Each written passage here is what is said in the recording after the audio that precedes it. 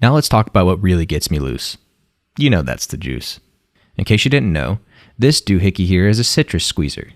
There are holes in the bottom and its arms act as levers. This will help you get more juice than you could with just your hand. Plus, it's easier. Oh, and the holes in the bottom are small enough so that the seeds don't go through them. The first step of juicing is to cut the citrus.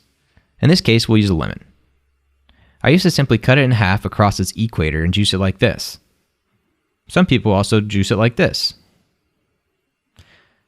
But later on, I learned a better way to juice it. Cut off the ends of the lemon. You want to make sure that you can see mostly yellow. If it's all white, cut some more off. I cut off more than I needed to here. It was probably fine the first time.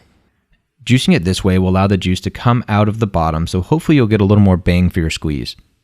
One other tip is to cover it with your hand because it will squirt out of the sides. Then, tilt it upside down to get any remaining juice out of there. For completeness, I'll squeeze the other half. And finally, there may be some seeds in there, so make sure to trash those.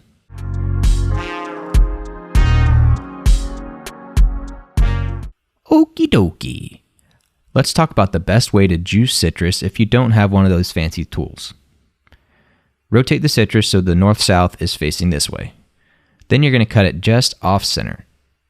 After that, rotate and continue to cut off-center until you're left with 4 pieces and a center core. And the reason you do this method is that it's much easier to squeeze these pieces than it is to squeeze an entire citrus half. So you'll likely get more juice out, and it's especially good if you have weak hands. The harder the citrus, the more benefit this method will have.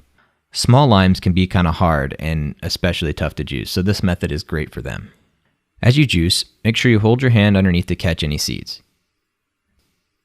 For the center segment, if it's citrus without seeds, you can just twist it. But since this is a lemon, I'll just squeeze it. To be honest, I think that this method gets out more juice than using the squeezer.